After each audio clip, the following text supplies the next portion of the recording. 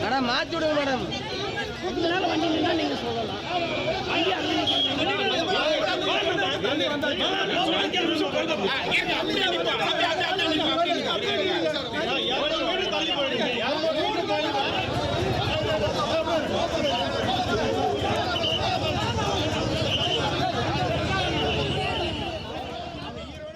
தற்போதைய அண்மை செய்தி.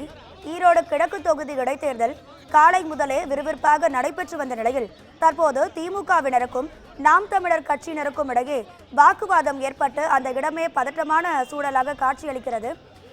திமுகவினர் கள்ள ஓட்டு போட்டிருப்பதாகவும் 40 வாக்குச்சாவடிகளில் திமுகவினர் கள்ள ஓட்டு போட்டிருப்பதாக நாம் தமிழர் கட்சியினர் குற்றம் சாட்டு முன்வைத்திருக்கின்றனர். இது தொடர்பான கூடுதல் தகவல்களை தருவதற்காக நமது செய்தியாளர் மணிகண்டன் இணைப்பில் இருக்கிறார். மணிகண்டன் வணக்கம். ஈரோடு கிழக்கு தொகுதியில வாக்குப்பதிவானது நடைபெற்று வரக்கூடிய சூழ்நிலையில இப்படி ஒரு பிரச்சனை அங்க ஏற்பட்டு இருக்கு. இது எதனால நடந்தது? இது குறித்தான உங்க விரிவான தகவல்களை சொல்லுங்க. ஈரோடு கிழக்கு தொகுதி இடைத்தேர்தலுக்கான வாக்குப்பதிவு காலை 7 மணி முதல் துவங்கிய நிலையில் கிழக்கு தொகுதியில் உள்ள 9 பதட்டமான வாக்குச்சாவடிகள் உட்பட 237 வாக்குச்சாவடிகளிலும் வாக்குப்பதிவு விறுவிறுப்பாக நடைபெற்று வருகிறது. இந்த நிலையில ஈரோடு வீரப்பஞ்சத்திரம் பகுதியில் உள்ள அரசு பள்ளியில் அமைக்கப்பட்டிருக்கும் 49வது வாக்குச்சாவடியில் திமுகவினர் கள்ள ஓட்டு போடுவதாக நாம் தமிழர் கட்சியினர் புகார் தெரிவித்துள்ளனர்.